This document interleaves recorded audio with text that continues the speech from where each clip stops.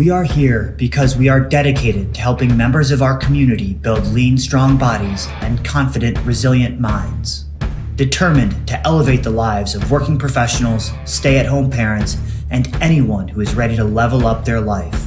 Our invigorating group fitness classes, practical nutrition programs, and authentic coaches help ignite your life. Find a place that believes in you. Find a place that challenges you. Find CrossFit Southpaw. All right, welcome back to the Southpaw Spotlight. We are here with Nick Manning today. I believe it's episode 21, and I told myself I was going to look ahead of time and forgot to. But we're here with Nick, Doctor of Physical Therapy, owner of Grey Duck Physical Therapy, also here in Mounds View. Opened up shop initially at CrossFit Southpaw and has subsequently grown quite a bit, and is out on his own just down the street from our gym. So, Nick, we're grateful to have you on here. Thanks for taking time to chat. Super happy to be here, man. Super happy to be here talking to you. Yeah. So one thing I like to start off with when we're getting people on the show is just learning a little bit about kind of what got you to where you are today. And I know that you played football growing up and have kind of been active and led a more active lifestyle for a long time. So how did you get into physical therapy? I got into physical therapy, as an athlete, you have a ton of little injuries that pop up. I actually I've blown out both my ACLs in my career, and actually haven't had either of them repaired, which is kind of cool, and just a testament to how cool the human body is and what it can adapt to. But played semi-pro football, after doing high school football. I didn't do college because of that ACL tear, and just always had this huge fascination with movements, being able to replicate movements pretty well. Led itself to wanting to do something career movement wise. And then the kind of linchpin was actually with my father. He got super, super sick when I was in high school, and he had something that's called severe necrotizing pancreatitis. It's basically your pancreas tries to start like eating your insides out, because that helps the digestion, and you're given a really small chance of living. And he pulled through, which was awesome, but he was in the hospital for so long that he had to relearn how to walk, relearn how to do everything again. And what was really cool for me is, as I talk, surgeons and medical doctors, they saved my father's life, but rehab professionals gave me my father back. Right?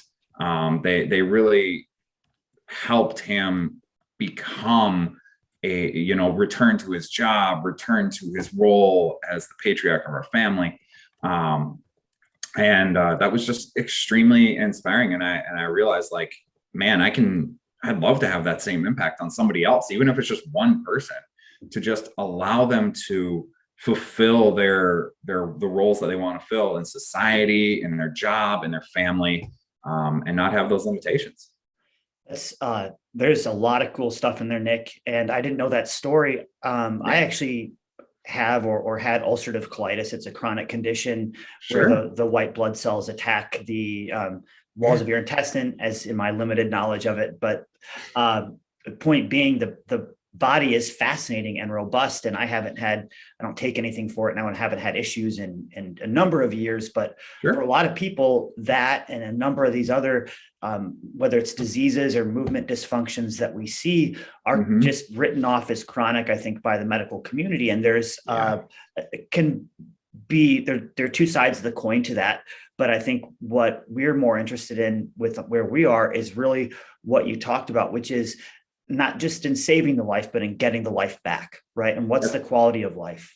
That's exactly right. I think, and there's a ton of research where the landscape is changing, really over the past decade or two, where we're realizing just how much the human body is capable of restoring, whether it be movement patterns, how surgeries aren't as needed as they used to be, because the human body can adapt to so many things, at least in the musculoskeletal system. And I think we're really opening up, what the human body is capable of. I mean, look what CrossFit has done for even like the female population, right? Being strong is beautiful. And I love how, we used to have these notions of, we don't want females to look masculine. We don't want this, that. Like, what are you capable in life? And it's so awesome to see, so many things changing, that you're capable of so much more than you think you are, and that the healthcare profession in general thought you were a decade or two ago. It's really cool. So this is just kind of popped into my head, but you mentioned how there's all this research coming about how incredibly adaptive and kind of restorative the body can be. And when we think about age, we often associate age with a numeric value, and it's just exists on a kind of gradient and a continuum.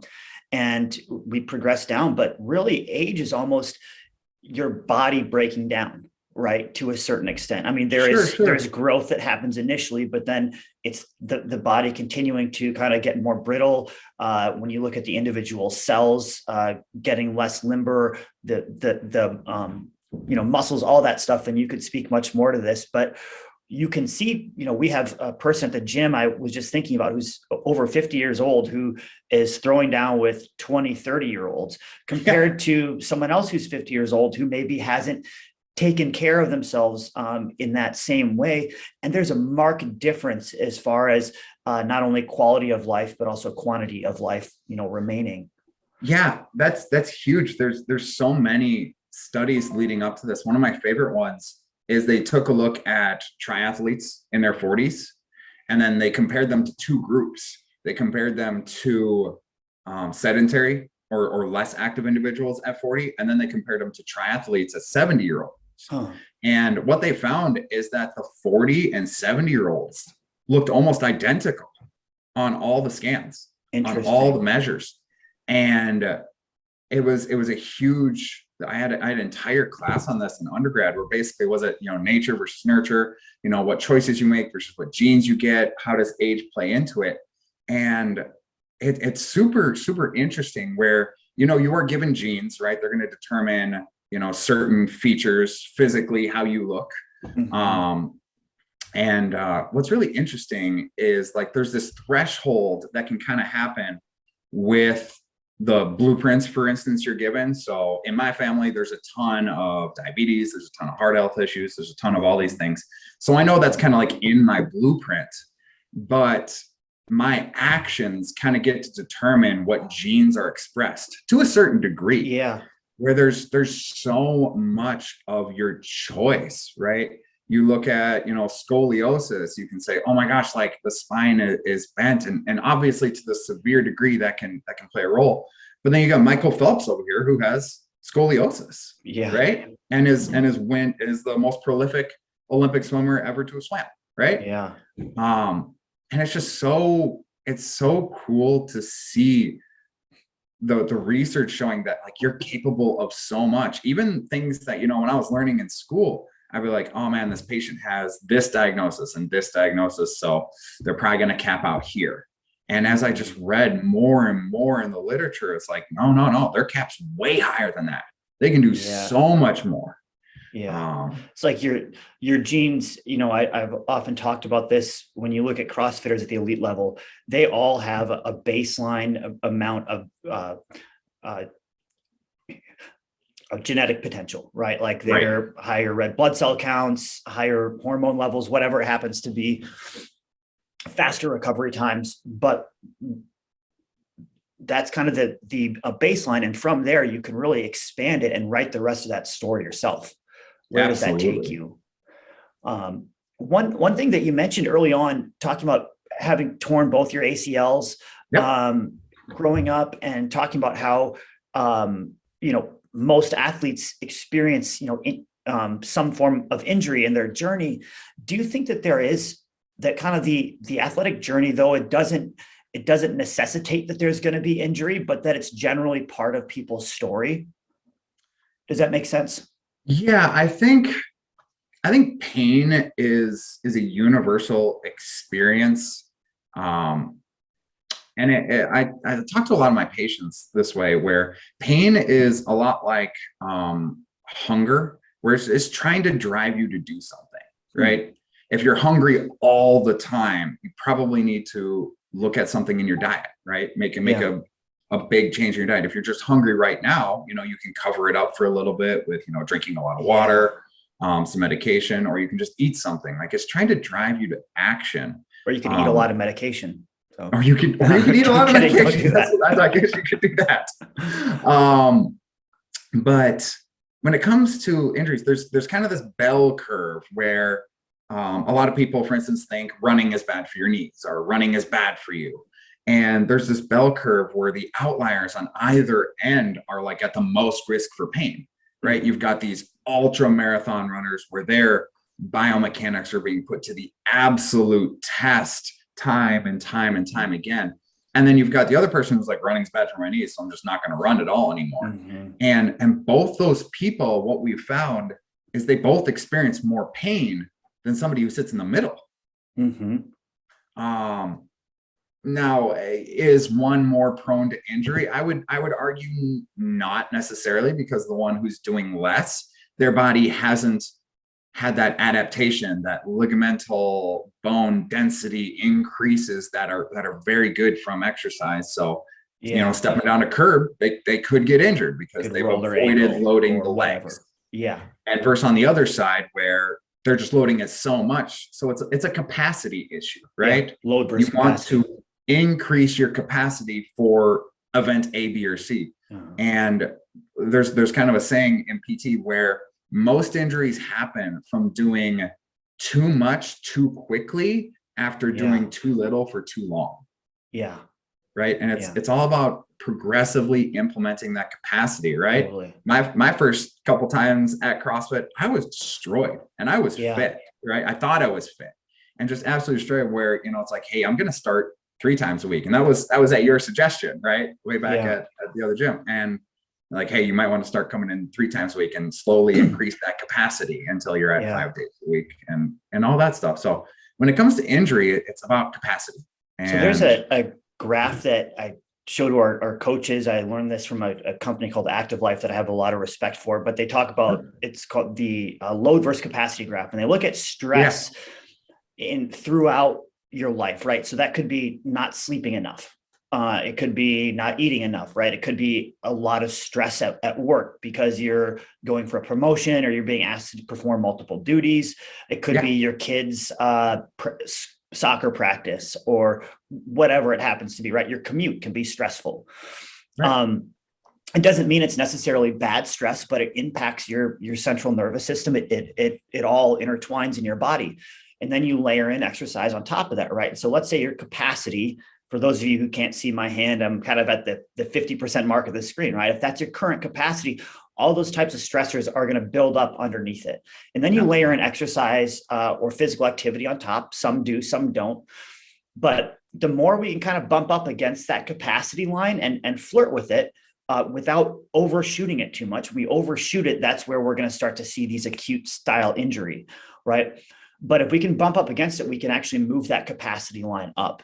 And that takes a really kind of acute awareness on your side. And this doesn't exist necessarily on an hourly or daily level. This could be in a week, right? The stress you experience in a week. And it could be that one day you're going over it, one day you're under it. But we have to balance and harmonize those. And then we can get into as well the, more acute injuries versus these longer term things that have been building up, right? So I think that this is multidimensional and multifaceted, but I love that idea of the capacity.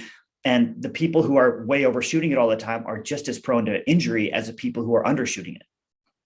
Yeah, absolutely. And I think you hit it right in the head. Like the one thing that absolutely grinds my gears, which is going to turn into a pun in just a second, I realized, is that people are very often implemented into the healthcare field and then treated like a car, right? Mm-hmm. That you're just an assemblance of parts. And you are just to clarify for people real quick, what's a cog? Some type of gear, car, right? Sorry, I meant to say car. Oh, I thought you said I was going to play off your gear analogy. Say car. I was trying to set you up for a joke and it didn't work. All right. I'm sorry. No, that's okay. Car. Okay, treating like a car. That's actually helpful clarification. So here we go.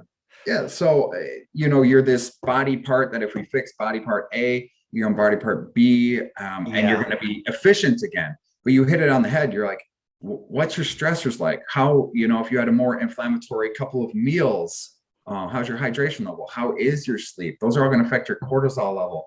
And what's super interesting is when it comes to like pain or something like that, your body can literally have, for instance, back pain just from being more stressed. It has nothing to do with your back. I have a great story for this. So, a physical therapist or chiropractor that I know, I'm actually not sure what his official title is, but he had been, he went to CrossFit. They had heavy deadlifts in the workout that day. He did all these deadlifts, whatever the Metcon was, worked out. It was while he was in school. So he went and studied. I think it was during finals week or something, super long days, a lot going on. And his friend asked him to come to jiu-jitsu that night and roll with him. And he knew he shouldn't. This was like 7 p.m. at this time, but he did it anyway. And on the first warm up, they were doing these rolls. It's a way to teach you how to fall gracefully, if that's a thing. Sure. But he felt his back pull out of position. It would have been really easy to say, hey, it was rolling that did it. Don't do rolling anymore. Or it was those deadlifts earlier in the day. Don't deadlift anymore. And really, it was just the accumulated volume of stress in his day, right? Yeah. That was manifesting itself in this movement. So the way that pain presents itself, or the way that it manifests in your life, it does not necessarily line up with the activity that you were doing at that point. It can, but that's why it's helpful to have an outside perspective to say, hey, let's evaluate what else is going on here. Because you felt that pain in a very specific moment. And so you have this direct association with it, but that may not be what's the underlying issue is. Or it could be that there was something with his one knee was blown out or something. And so he was compensating for it. His hips were off and he felt it in his back, Right. And so we call it the biopsychosocial model in PT, where you treat, biomechanics, but also you treat them like, what's their social status? Are they going through something like a divorce, or maybe their kids having trouble? Like, that's going to be really stressful, and that's going to affect them. How's their cycle? Like, how's their stress management?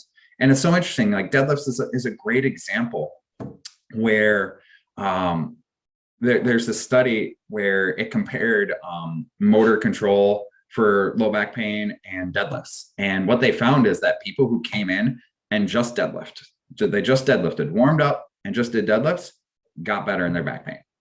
Uh-huh. And it was one of those things where it's like, there's this pervading theory that, deadlifts are bad for your low back. I'm like, no.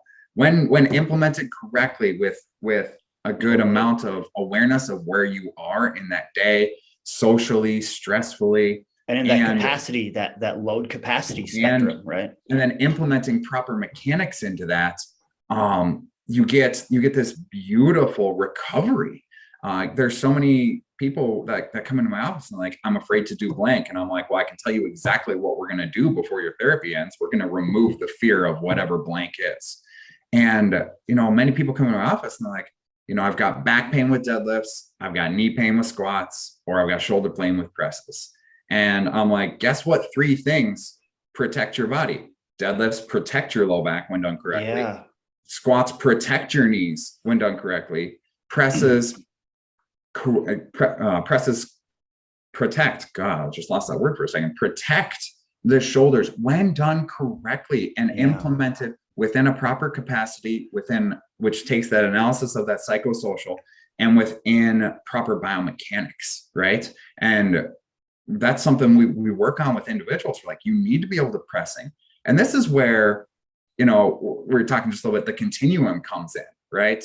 Of care. And CrossFit puts this in there really well, where, you've got wellness or sickness to wellness to fitness.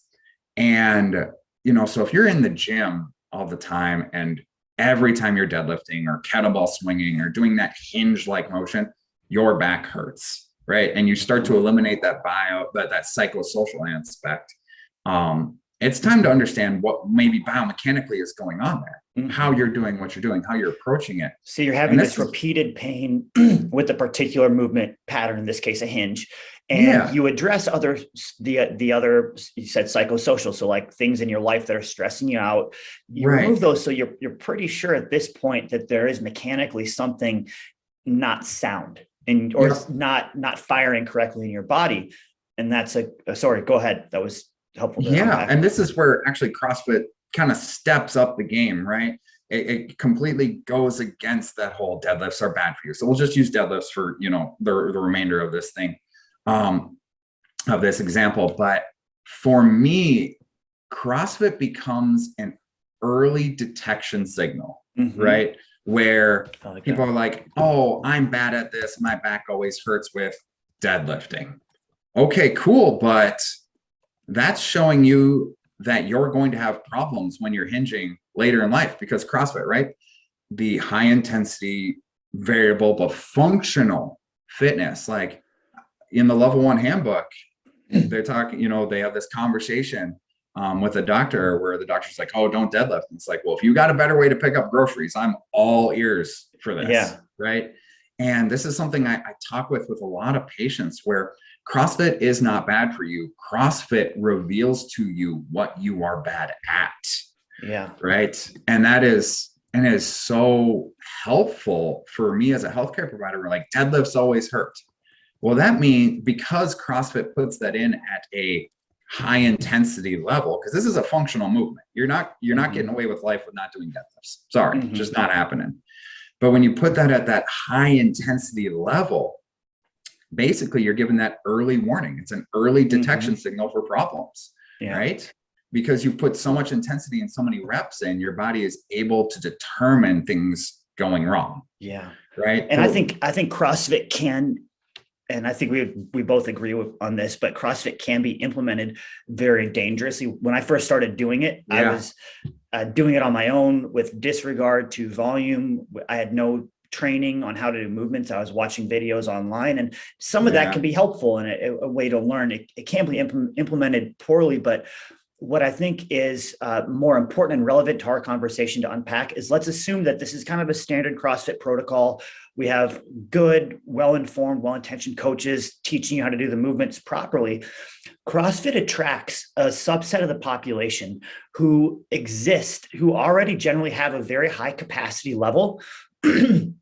They have a lot of stress in their life. They're leaders in their community. They're involved in their kids and family functions. They're leaders in their household. They got all this stuff going on, and they have been exercising for usually many years, and they're trying to find something that jives with them, that feels like the rest of their life, where they can really be efficient and successful in it, and not just spend time doing it, but really succeed in the realm of fitness. And I think when you have those people who are already high on the spectrum of overall, but like biopsychosocial, is that what, am I using that right? Yeah, good job. But they have high stress levels in general, that it's going to start to reveal this stuff even faster, right? And so it's a combination of the model itself, which is by definition, I would say more stressful, not in a bad way, but it presents your body with more stress than many fitness models in a subset of people who are already experienced in that realm. And so you're going to see from these individuals, oh, deadlifts have hurt a couple people's backs, therefore deadlifts are bad.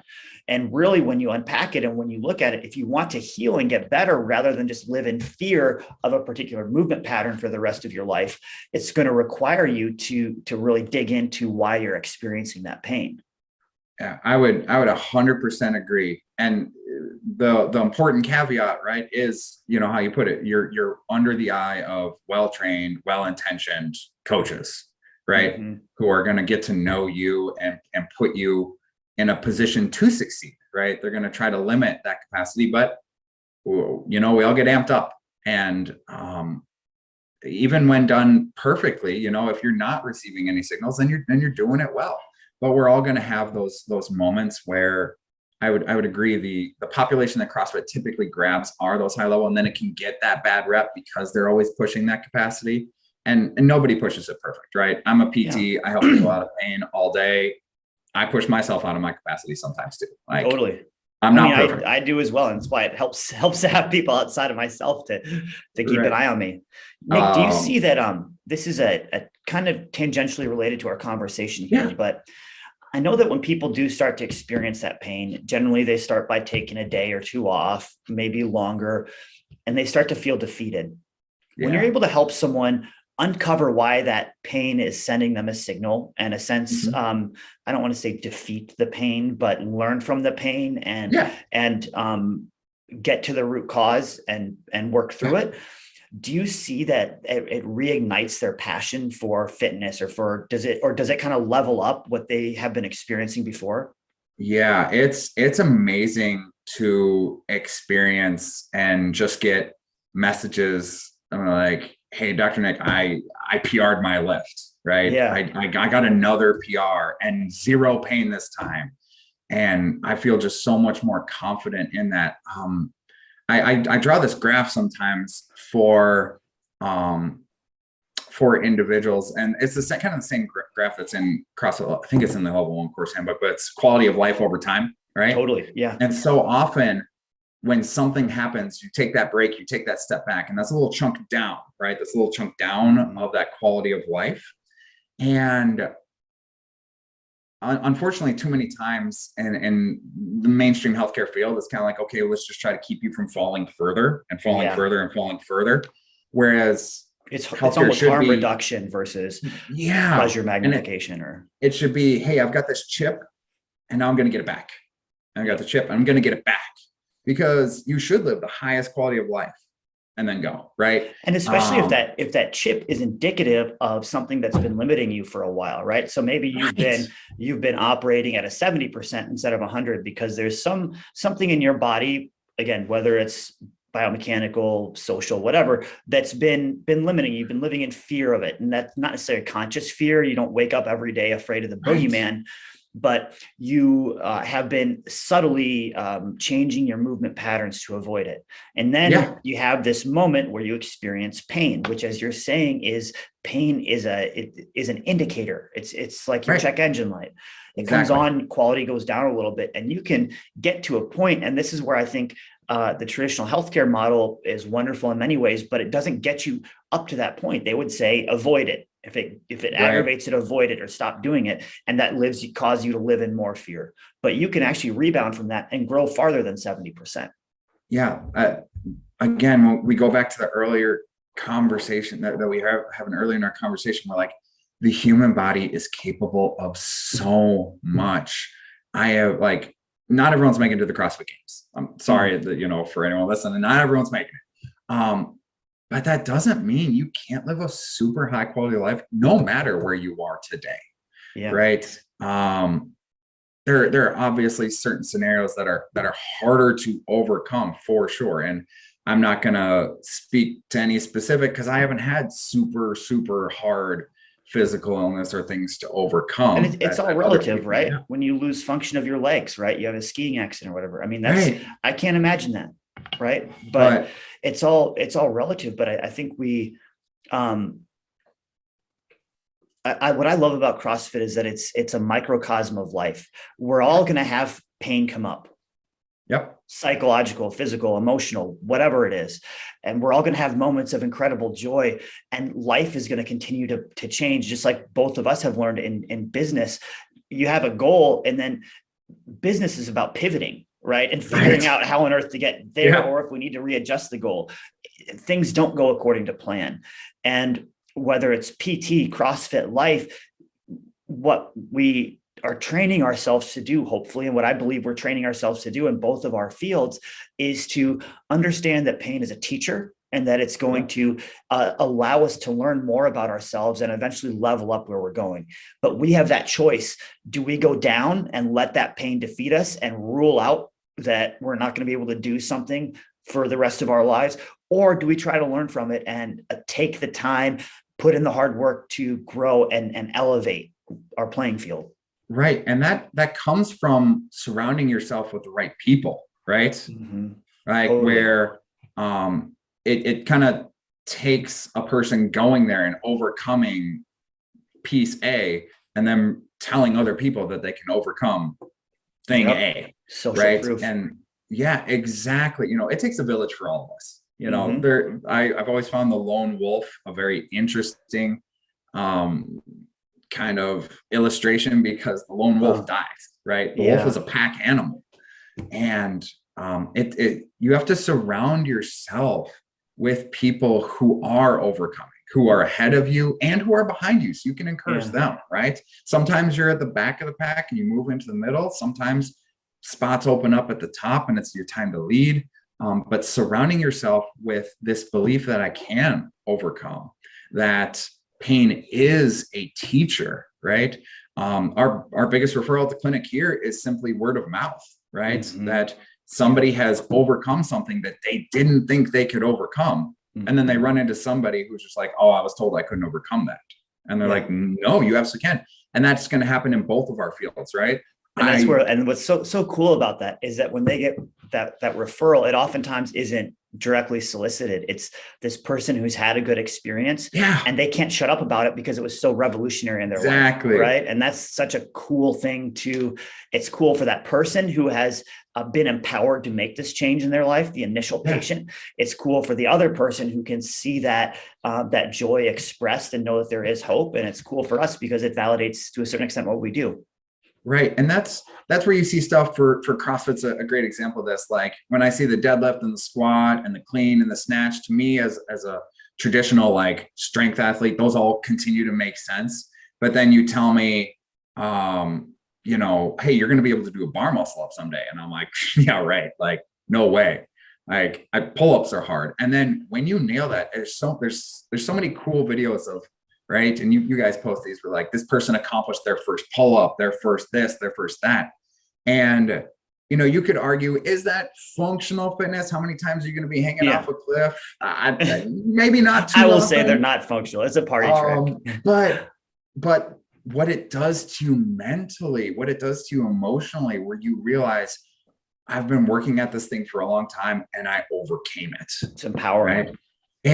And it sets you up for the next thing. And it sets you up for that. You get addicted to overcoming those things. Mm-hmm. Right. As a coach, I'm sure it's like when you help that first person, you're like, that person nailed it. Mm-hmm. And the next person comes in and they're like, is that really possible? And you're like, absolutely. I just saw this person do that. And you can't wait to get them there. Mm-hmm. And it's about getting the right people to keep them on that journey. Because sometimes it takes a while. Right. Yeah. I have so many people come into my office. They're like, is being pain-free really possible? Can I actually do my life without pain? And I'm like, you know how many trips up this mountain I've taken with other people? Let's go. Let's go do it. I think there's that. It's kind of related to social proof, but just in general, like as you build authority and practice in your area, it allows you to have the confidence to say, hey, I know it seems worse right now, but it's going to be better than it was. All right. Or whatever it happens to be. Like, I know you don't think this is possible, but it really is. And this is how we can get there. You can outline the steps. And that leads me to something. We've had a couple of PTs on the show. And one thing that I wanted to ask is, Nick, talk me through like the process. And I know it's very individualized, especially for you, but let's say someone comes in just because we've been talking about it with back pain. Sure. They call up Gray Duck or email you guys, info@grayduckpt.com. And they start with a consultation. Walk me through kind of what that process would look like for most patients. Yeah. So that consultation kind of happens in three kind of main stages. Okay. The first one is understanding that psychosocial.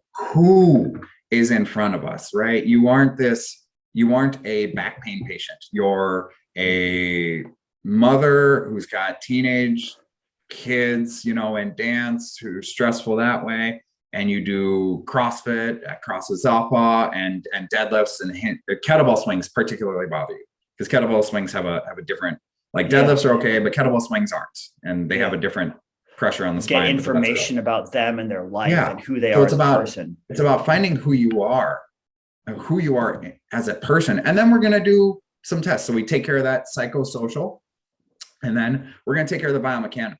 And you know, in our gym here, we've got a rack, we've got barbells. We're not here to put you on a machine or give you some really simple kind of like stretches. We're going to overhaul this system, and we're going to figure out what we can help you with biomechanically and what tools we can get you to use for your psychosocial, right? How can we help you? What tools can we give you for that? Nick, this is I'm probably going to be put on blast for saying this, but I think that there are some people that no one that comes to mind right now, but just in general, I know in my life when I was in college, friends of family and whatever, who, you know, they're constantly like going to PT or they're constantly going to the hospital, right? Like, it's like every month they're in the hospital for something. And again, probably very valid reasons, whatever, but it's almost like the cycle of like, this is just what I do. Like I am the person who just constantly goes to PT every few months because of something new. And Yeah. it's not playtime PT. You're here to really solve people's pain and get to Yeah. the root cause of it. For people who really want to get better. Yeah. Does that That's make actually why sense? we I don't know. started. That's a bad No, way to say it. unfortunately, that's why we started our own practice. Like I've been a PT in multiple systems. And if you ask a PT in the system and you ask them to be frank with what they feel about documentation and limitations on visits and what you can do and how many of you have, you're gonna get some pretty nasty answers. Like, Yeah. and what we found was that I was being a part of that. I was being a part of exactly what you're talking about. And that kind of leads us to like our stage 3 of, we got the first step, biopsychosocial. Second, hey, this is what's actually going on. And then third, we're going to say like, hey, here's your path to be better. Yeah. And it's always more intense and longer than our patients expect when they come in. Yeah. But we're like, hey, you can deal with this problem now, or you can deal with it later. But your life is a race, and you're going to be, I tell people, if you want to continue to be active without pain, you're going to be forced to finish that race at some point, or you're going to have to give up activity A, B, and C. And I don't want you to give up activity A, B, and C. Well, dude, it's just like when you noticed there was a problem with the PT system as it was, or that you, from what you believed in, there was cognitive dissonance there. Yep. And you could either deal with that later in life by living with the regret of not doing anything about it, or you could step out on your own, get this back room at a crappy little gym in Mounds View, right, and set up there and struggle for a while, get hit with the pandemic in the middle of it, but eventually get to a point where you're at your own spot and you have a big, robust group of patients. You have these referrals coming in, you have people, and it's so I think it's so fundamental in our life that and I need to challenge myself with this on many levels as well, but the way to growth is through this stepping out and going down before we go back up. Right. And I know you and I have talked to this, where like when what you're doing is in line with what you value, and my value came into, I'm going to truly help people. I'm going to stop cutting this head off the weed and waiting for it to grow back, because I know it's going to grow back, and I'm going to attack the root. And the truth is, a lot of mainstream healthcare doesn't give you the time or room to do that very well. It does for some people. And I'm super glad when people are like, I got better at PT. I'm like, good. Yeah. And then there's a ton of people out there that think PT doesn't work. And it's because they're not being allowed access to go at to the root of that problem, getting rid of the weed. Yeah. But you and I have talked about, it's just like, I think it's people looking for a quick fix, and I don't want to keep you too long, but it's like, it's like they're going to go take diabetes medication, but then they're going to have Little Debbie's every night. Right. And it's like, okay, I'm going to go get PT for it because that's what the doctor told me to do, but I'm not going to really do my exercises. I'm not going to exercise outside of it. Yeah. And it's just going to be a thing that I do. Right. There's a Louis C.K. joke about it. And it's anyway. Yeah. It's super. Yeah, it is super important. But again, going to who you're being guided by. Like there are still healthcare professionals out there who think CrossFit is bad for you. Yeah. That's wrong. CrossFit is not bad for you. It shows you what you're bad at. And and I know we talked like when you match with what your values are, you can withstand a lot of things. Sure, a pandemic came. Sure, business has gone up and down. It's always going to. You're well aware of that, right? But when you have inherently in your value, like, I want to do this, you're going to be able to rebuff a lot of things. And that's, we ask our patients when they come in, why are you here? And they're like, oh, to get out of pain. We're like, not good enough. You're going to get out of pain before we solve the root of the problem. Yeah. Like, what is your why? I have, and it's about uncovering and again, helping them explore more. There's been multiple individuals who have come to me with foot pain, for instance, and they're like, I just want to be able to stand and I just want to be able to walk for the day. And I'm like, you're a runner, aren't you? They're like, I'm a runner and I love to run and I can't run anymore, but I was told I couldn't run anymore. And I'm like, no, let's go run. Let's get to running. I love that. Like I think it's under many different names, but like the 7 whys or whatever. So, we see that why people come in. Well, why do you want to, exercise? Well, I want to lose some weight. Well, why do you want to lose weight? Well, I don't fit in my jeans anymore. Well, why is that important? Well, I'm worried that my wife doesn't find me attractive. Right. And it really gets to, and why is that important to you? Because I love my wife. Right. Right. And we get to the root cause of it. And we could go down this rabbit hole for a while, but that's really, it's foundational to understand that, because when the going gets tough, if you don't have that front and center, it's going to be tough to keep going. You can with willpower, but when you have others to support you and you have a clearly identified goal, it's going to make it so much more natural and fluid to do. Right. And not just having that why, because we all have that why in us. Mm-hmm. It's what causes us to action, right? There's multiple stages of action. So pre-contemplation, contemplation, actually taking action. So that why is in us if we're taking an action, right? But getting a community, a coach who cares and asks why. Well, now you've got a why that's out there that you can be held accountable to, because again, it takes a village. So not just having a why. I work with people, it's like I'm not teaching them anything and pulling information out of them that they already know. Yeah. I tell that to patients all the time. I'm like, yeah, you have the answers. I need you to tell me what they are. Yeah. Right.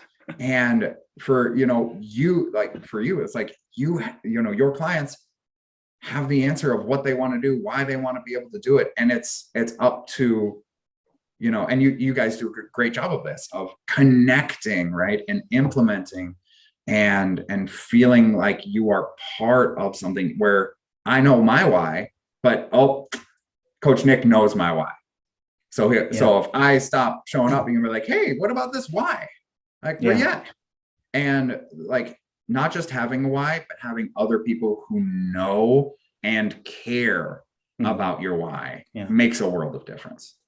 Well, Nick, this is great, man. I know you got a lot going on, but we could jam on this for hours. I love some of the conversations we've had when I get you started talking about human movement. Nick is one of the most passionate and knowledgeable people that I've ever met. So if you need PT help, we got a great group of PTs who frequent our gym, and Nick is certainly one of them. He's at Great Act Physical Therapy. Nick, tell people how they can find you. Yeah, greyduckpt.com. That's gray with an A, pt.com. You find us on Facebook. We give helpful tips as much as my video editor, i.e. me, can do on Instagram. And something we offer for everybody is, a free conversation. We want you to have an informed, like, are we the right fit for you? Are you the right fit for us? So just click a contact, give us a call. There's no strings attached. You can find out more about who we are, and we'll find out more about who you are, because we want to make sure that the fit is mutual, that not just you're a right fit for us, but we're a right fit for you. And want to make sure everybody's on the same page. Totally, man. I think something you said sparked a little thought that I had, just that what you do at Grey Duck, what we do at Southpaw, it's a lot of the people in our ecosystem. We do it because we want to show people that there is a better way, that there are people who care, and that they don't have to do it alone, right? Yep. You don't have to learn how to lose weight on your own. You don't have to learn how to get out of back pain on your own. You probably could spend thousands of hours on YouTube and lots of failed attempts and make it a little worse. And maybe eventually you'd figure something out. But there are people who care, who have done it before, who have done it with others, and we want to help you succeed. And I think that's exactly why you do what you do, and what makes you so successful. Yeah, I think I call it the average driver bias, where you run into trouble if you do it alone. Like, if you ask the average driver how good their driving is, they're going to rate themselves as an above average driver. And I sat there and I'm like, that's not how averages work. Sometimes you're going to be good, some guys are going to be bad. And to get somebody outside yourself, I'm a physical therapist. Coaches call me out on stuff, right? Like, I'm like, oh yeah, you're right. I was missing that little part in me today, because I thought I was a little bit better today than I was. And it's important to have that relationship where you can call it. But yeah, I talk about this with patients all the time, where you need help. You can go look for it, and you can think you're doing it right, and you're doing it completely wrong. But you can think so inherently that you're doing it right, and you need to just submit yourself and eat that humble pie, because you don't eat it now, you're going to be forced to eat it later at some point. Well, what is that? We make emotional decisions and justify them with logic, right? Yeah. I mean, this is a whole new rabbit hole, so Yeah. I'll stop it there. But yeah, Nick, it's so great having you on. Thanks so much, man. And we look forward to seeing you soon. Yeah. Thanks for having me on, man. Absolutely.